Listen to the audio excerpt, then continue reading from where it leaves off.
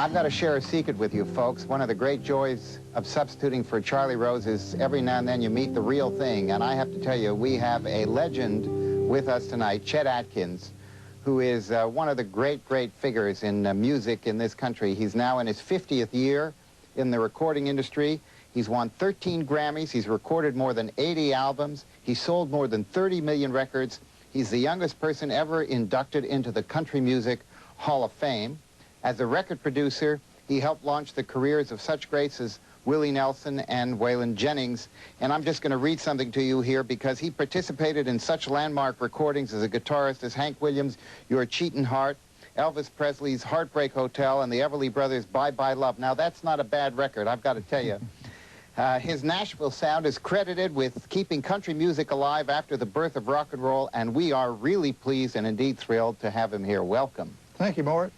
I am not exactly a celebrated music critic, but I have just had the pleasure today of listening to your new album, Almost Alone, and I have to tell you, it is wonderful music. Well, bless you, thank you. How did that particular album sort of form in your own mind and get to be played? Well, I've always been kind of a soloist, and my old fans keep saying, why don't you make records like you used to make, meaning play by myself. And so I thought, why not? I'd made a lot of other stuff, and it was time to do this, so I just get in my little studio and turn on the recorder and play and back it up and say, I don't like that, and record it. It took me about a year to make that album because I kept trying to get it right, you know, to play. And I finally decided I'll never please myself, so they say, well, you got to turn it in. It's ready, and it's got to be ready tomorrow. So you finally, but I never want to let an album go. I always think I can do it better. Deadlines help, huh? Yeah, they do. Now, let me ask you a question. I was reading somewhere where you would have very attractive women in an audience in order to inspire some of your acts to sort of do their best. I mean, was that any help to you when you were recording this? No, I didn't have that advantage, but when I was a producer, I don't produce anymore, but once in a while, like when Eddie Arnold recorded, I'd invite in some pretty girls, and he would sing a lot better. Everything was live then, you know, the whole band was there, and he'd dance around and sing better than usual, and so that was a good idea. Now, when you kind of took up the guitar, I mean, how old were you at that point? You know, I've played ever since I can remember. It was ukulele at first. Yeah. And when the strings broke, I would just rip a wire off the screen door and put it on the ukulele and tune it up, and it'd stay in tune for a little while, and I'd plunk on that. And then when my fingers got a little larger, I played guitar, but I would tune it in a major key and play with a kitchen knife. They call that slide guitar now. And then later on, when I got to be a teenager, I could play the terrible guitars that we had and started improving a little bit. But I've been an amateur all my life. I've always been trying to learn new things, and I got a job when I was really an amateur, but thank goodness the guy kept me and I learned to play. Well, you give good meaning to the word amateur. Let me ask you a question. Didn't you develop this sort of 3 fingers and a thumb as sort of the technique for the guitar? I did, but it was all out of ignorance and not knowing what was happening. And right. That's not the guy. Knowing what you couldn't do, huh?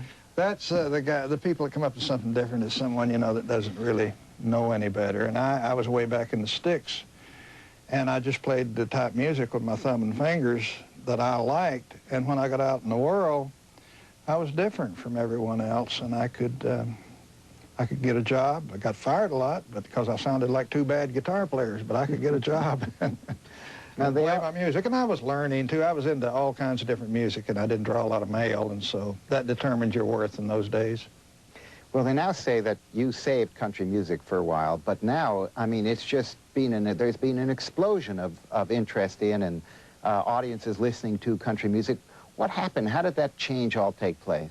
Well, the music became more sophisticated. The writing is the best it's ever been. I think the greatest writers in the world are in Nashville, for instance.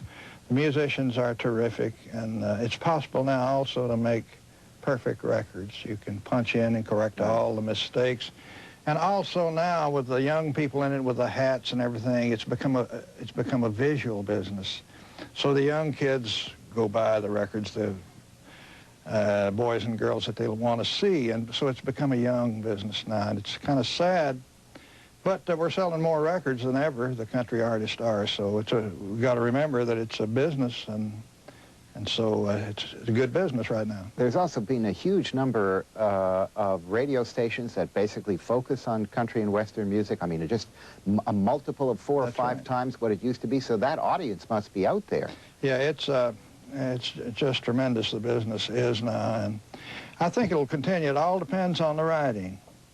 You know, with a good song, there's a lot of trash out there, but there are enough great songs to get us through the night. And as long as that continues, I think country music will change. It's got to change always to please the buyer, but I think it'll always be around. And every once in a while, a Randy Travis comes along, or some of these country artists that put us back where we need to be, like Alison Krauss, that do real country music. So it seems like we always go back to that eventually, and so we don't, because of that, we don't lose our roots. Who else would you say are sort of the best of the younger country and western musicians and writers coming up? One of the best ones I know is Vince Gill. He's just a hell of a guitar player, and he sings right on pitch like a bird. And there are a lot of guys, but I think of him right off. I just played golf with him last week. You must have done well. I got some sunshine.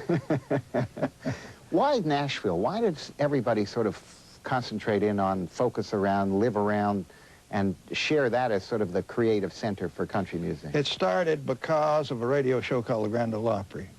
At first, the recording companies would get artists to come to New York or Chicago or L.A. to record.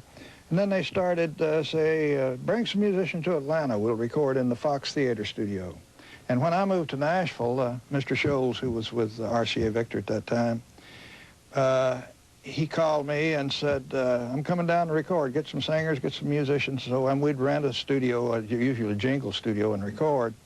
And he had a dream of building a studio in Nashville and having me run it, and that finally happened about 1954. But it all happened because of the Grand Ole Opry. The Grand Ole Opry was and still is, the biggest country music radio show in existence.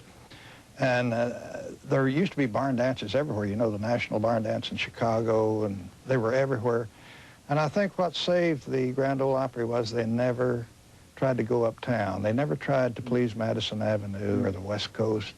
They just kept it down to earth, and so they still survived.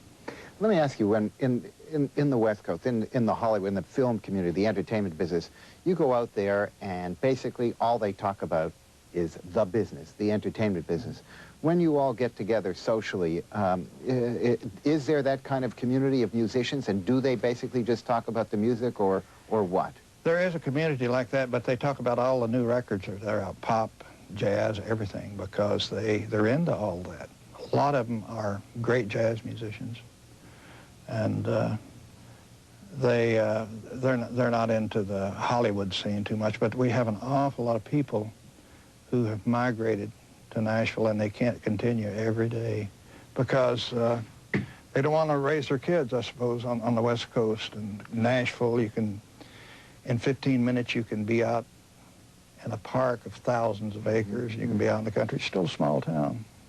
Now, I'm going to, if I may, just sort of introduce something here that I think is really going to be a treat for our audience. It is one of the songs from this absolutely